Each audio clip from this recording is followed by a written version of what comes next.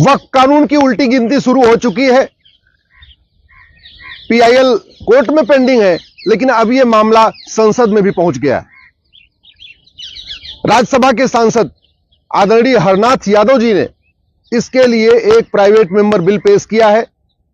जो हरनाथ यादव जी ने वक्फ कानून खत्म करने के लिए बिल पेश किया, उसका कांग्रेस और उनके सहयोगी दलों ने, इंडिया अलायंस ने इसका जबरदस्त विरोध किया। बाद में वोटिंग हुई और वोटिंग के आधार पे उनका जो बिल था वो वहां पे पास हो गया है। अभी कानून खत्म नहीं हुआ है, बल्कि अभी यह केवल अलाउ हुआ है कि हां, उनके बिल पे चर्चा होगी। अब जो ये बिल राज्यसभा का है, जो वोटिंग के आधार पे, बहुमत के आधार पे पास हुआ है, यह जाएगा राष्ट्रपति जी के पास। राष्ट्रपति जी उसको अप्रूव करेंगी, फिर वो वापस आएगा वाइस प्रेसिडेंट के पास और फिर राज्यसभा में चर्चा होगी। जब राज्यसभा से पास हो जाएगा, फिर लोकसभा में भी जाएगा। और इस बीच अगर सरकार ने कोई बिल पेश कर दिया और सरकार ने कानून वापस ले लिया अपनी तरफ से बिल पेश करके, तो स्वाभाविक सी बात है, ये कानून अपने आप खत्म हो जाएगा। अब तक पूरे देश में 120 पीआईएल फाइल हो चुकी है और यह बात केंद्र सरकार ने अभी कोर्ट में एक एफिडेविट फाइल करके हमें बताया। हमारी पीआईएल पे केंद्र सरकार के कानून मंत्रालय, गृह मंत्रालय को नोटिस जारी हुआ है।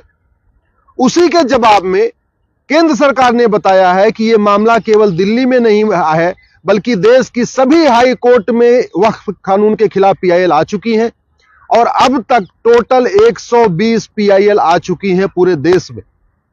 इसलिए हमने यह भी रिक्वेस्ट किया है केंद्र सरकार से कि आप सारी याचिकाओं को एक साथ क्लब करके एक साथ सुप्रीम कोर्ट लेके आ जाइए। यह संविधान अधिकार भी देता है, यह संविधान में प्रोविजन भी है आर्टिकल 139 में कि अगर एक ही विषय पे देश की अलग अलग हाई कोर्ट में मैटर पेंडिंग हो, तो केंद्र सरकार एक एप्लीकेशन मूव करके सुप्रीम कोर्ट से यह कह सकता है कि देश की सभी हाई कोर्ट की पीआईएल को आप सुप्रीम कोर्ट में ले लीजिए और एक साथ सुनवाई कर लीजिए। या सुप्रीम कोर्ट से केंद्र सरकार यह भी कह सकती है कि देश की अलग अलग हाई कोर्ट में बहस करने की बजाय, चूंकि हर जगह केंद्र सरकार को अपना वकील भेजना पड़ेगा, तो सेंट्रल गवर्नमेंट यह भी सुप्रीम कोर्ट से रिक्वेस्ट कर सकती है कि आप पूरी देश की याचिकाओं को दिल्ली हाई कोर्ट में ट्रांसफर कर दीजिए, क्योंकि solicitor general, attorney general Delhi में ही रहते हैं, तो उनके लिए दिल्ली हाई कोर्ट में जाके बहस करना आसान हो जाएगा। क्या करेंगे, यह सरकार का अपना अधिकार है, सरकार अपनी तय करे, उसकी सरकार की अपनी स्ट्रेटजी होती है। लेकिन हमने जो पीआईएल फाइल करके कहा है कि वक्फ एक्ट जैसा कानून पूरे दुनिया में नहीं है। यह वक्फ एक्ट सबसे पहली बार नेहरू जी ने 1954 में बनाया था। और बनाया किस लिए था? क्योंकि विभाजन के बाद बहुत सारे परिवार यहां से चले गए पाकिस्तान। उनकी जो जमीनें थी वो बहुत थी, उन जमीनों को कायदे से सरकार को ले लेना चाहिए था और जब पाकिस्तान से हिंदू आए तो उनको उन जमीनों पे बसा देना चाहिए था, क्योंकि जो पाकिस्तान से हिंदू आए, जो उनकी जमीनें वहां खाली पड़ी थी, जो भारत के मुस्लिम्स गए, उनको वहां बसा दिया गया। पाकिस्तान सरकार ने यही काम किया कि जो लोग हिंदू अपनी जमीन वहां से छोड़ के आए थे, वो जो उनकी जमीनें खाली पड़ी थी, उसको सबसे पहले क्या किया कि जो भारत के मुस्लिम्स गए थे उनको बसा दिया। इसके अलावा जो और भी जमीनें पड़ी थी उसको सरकार ने खुद ले लिया या आसपास के उस पर हॉस्पिटल बना दिया, कुछ और काम कर दिया। यही काम नेहरू जी को करना चाहिए था कि जितने लोग यहां से गए थे पाकिस्तान, उनकी सबकी जमीनों को एक्वायर कर लेना चाहिए था। जो लोग पाकिस्तान से हिंदू आए थे उनको उस पर बसा देना चाहिए था और जो एक्स्ट्रा जमीन होती उस पर अपना हॉस्पिटल बना सकते थे, स्कूल बना सकते थे, कॉलेज बना सकते थे, यूनिवर्सिटी बना सकते थे, पुलिस लाइन बना सकते थे और भी जो गवर्नमेंट डिपार्टमेंट बना सकते। लेकिन नेहरू जी ने यह काम नहीं किया। नेहरू जी ने बाकायदा एक वक्फ बोर्ड स्टैब्लिश करा दिया, वक्फ कानून बना दिया और वक्फ कानून बना के उन सारी जमीनों को वक्फ बोर्ड को दे दिया। यह कानून इतना खतरनाक है कि आज अगर वो सुप्रीम कोर्ट को कह दे, यह सुप्रीम कोर्ट वक्फ बोर्ड की जमीन पे बना हुआ है, तो सुप्रीम कोर्ट के रजिस्ट्रार उस नोटिफिकेशन को कोर्ट में नहीं चैलेंज कर सकते। सुप्रीम कोर्ट के रजिस्ट्रार को भी वक्फ बोर्ड के सामने जाना पड़ेगा। उस कानून को राजीव गांधी ने 1984 में और मजबूत किया। ध्यान से समझिए, नेहरू जी ने 1954 में वक्फ कानून बनाया। राजीव गांधी ने 1984 में, जब उनको 400 सीट मिली, उसी साल 1984 में उस कानून को और मजबूत कर दिया। उसके बाद 1995 में नरसिम्हा राव की सरकार ने जो नेहरू जी का कानून था और जिसको राजीव गांधी ने मजबूत किया था, उस कानून को वापस लिया और भी खतरनाक एक नया कानून बना दिया 1995 में। और 2013 में जाते जाते सोनिया जी की सरकार, मनमोहन जी की सरकार ने 2013 में उसको और खतरनाक बना दिया। ऐसा खतरनाक कानून बनाया है कि इलाहाबाद हाई कोर्ट को वक्फ बोर्ड ने बोला ये हमारी जमीन है, और इलाहाबाद हाई कोर्ट उस नोटिफिकेशन को चैलेंज नहीं कर पाया। वक्फ बोर्ड से गिड़गिड़ाता रहा कि नहीं नहीं ये तुम्हारी जमीन नहीं है, हमारी जमीन है। वक्फ बोर्ड नहीं माना, Allahabad high court supreme court आया। ध्यान से समझिए, इलाहाबाद हाई कोर्ट जो सबके मुकदमों का फैसला करता है, वो अपनी जमीन नहीं वक्फ बोर्ड से छुड़ा पाया, उसके लिए उसको सुप्रीम कोर्ट तक आना पड़ा। यह कानून है कांग्रेस का, जो सबसे पहले नेहरू जी ने बनाया, राजीव गांधी ने उसको और मजबूत किया, नरसिम्हा राव ने उसको और मजबूत कर दिया, और बाद में मनमोहन सिंह ने और मजबूत किया। यह कानून इतना खतरनाक है कि जो बड़े लोग हैं, पैसे वाले लोग हैं, उनको नोटिस भेजता है और उसके बाद कहता है 10 लाख दो, 20 लाख दो, 50 लाख दो, तब हम नोटिस वापस लेंगे, यानी उनसे वसूली करता है।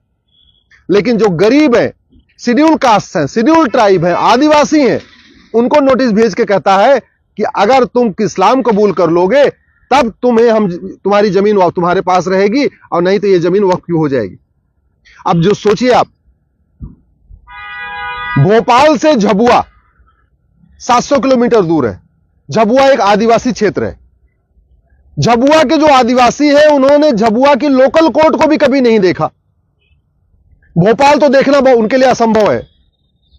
अब झबुआ में वक्फ बोर्ड एक नोटिस भेजता है और कहता है यह जमीन वक्फ की है। आदिवासियों से कहता है इसका जवाब देने तुम भोपाल आओ। अरे जिन आदिवासियों ने झबुआ की लोकल कोर्ट नहीं देखी, वो भोपाल 700 किलोमीटर दूर कैसे आएंगे। और फिर कंडीशन क्या रखता है, अगर अपनी जमीन छुड़ानी है तो कन्वर्ट हो जाओ। मेरठ और मुजफ्फरनगर लखनऊ से 600 किलोमीटर दूर है। मेरठ और मुजफ्फरनगर की जमीन पे वक्फ बोर्ड कब्जा करता है, उसके लिए मेरठ मुजफ्फरनगर वालों को लखनऊ जाना पड़ता है, क्योंकि लोकल कोर्ट में उस नोटिस को चैलेंज ही नहीं कर सकते। अच्छा, अगर किसी की प्राइवेट जमीन पे वक्फ बोर्ड कब्जा करता है तो लोग अपनी जमीन के लिए फिर भी लड़ते हैं। लेकिन जो गोचर की जमीन है, जो पार्क है, जो ऊसर जमीन है, जो बंजर जमीन है, जो खेल का मैदान है, उसको जब वो वक्फ बोर्ड कब्जा कर लेता है, उसके खिलाफ तो कोई नहीं लड़ता। लेखपाल पटवारी के पास कहां इतना टाइम है और कहां इतना उनके पास पैसा है। सरकारी अधिकारी के पास, तहसीलदार के पास, कलेक्टर की जाके उससे 600 किलोमीटर दूर, 700 किलोमीटर दूर लड़ते रहेंगे। नतीजा यह हुआ है, रेलवे और डिफेंस के बाद सबसे ज्यादा प्रॉपर्टी का मालिक वक्फ बोर्ड बन चुका है। इस समय तीसरे नंबर की प्रॉपर्टी, जितनी प्रॉपर्टी वक्फ बोर्ड के पास है, इतनी प्रॉपर्टी तो मंदिरों के पास नहीं है। हिंदुस्तान में सबसे ज्यादा बहुसंख्यक रहते हैं हिंदू। हिंदुओं के पास लाखों मंदिर हैं, लेकिन जितनी जमीन मंदिरों के पास नहीं है, उससे ज्यादा जमीन वक्फ बोर्ड के पास। मैं सरकार से निवेदन करता हूं, तत्काल इस नेहरू के महापाप को, राजीव गांधी के महापाप को, नरसिम्हा राव के महापाप को और मनमोहन सिंह के महापाप को, इसको वापस करिए, इसको खत्म करिए, इस महापाप का अंत करिए। और जो जमीनें वक्फ बोर्ड के पास है 12 लाख एकड़ के आसपास, इन जमीनों को एक्वायर करिए, वहां पे स्कूल बनाइए, कॉलेज बनाइए, इंजीनियरिंग कॉलेज बनाइए, मेडिकल कॉलेज बनाइए, लॉ कॉलेज बनाइए, पुलिस लाइन बनाइए, जो करना है करिए। वहां से जो पाकिस्तान से विस्थापित आए हुए हैं उनको बसाइए, जो कश्मीर से विस्थापित आए हैं उनको बसाइए, जो कुछ करना है करिए, लेकिन इस कानून को खत्म करिए। मैं धन्यवाद दूंगा रघुनाथ यादव जी को, जिन्होंने साहस दिखाया है। मैं देश के सभी सांसदों से कहता हूं, सभी सांसदों से, वो किसी भी पार्टी के हैं, सबसे हाथ जोड़ के निवेदन करता हूं, वक्फ बोर्ड के खिलाफ, वक्फ एक्ट के खिलाफ आवाज उठाइए। नहीं तो याद रखिए, 20 से 25 साल के बाद आप ही के बच्चे आपसे सवाल पूछेंगे कि आप पार्लियामेंट में रह के क्या किए, आपने वक्फ कानून के खिलाफ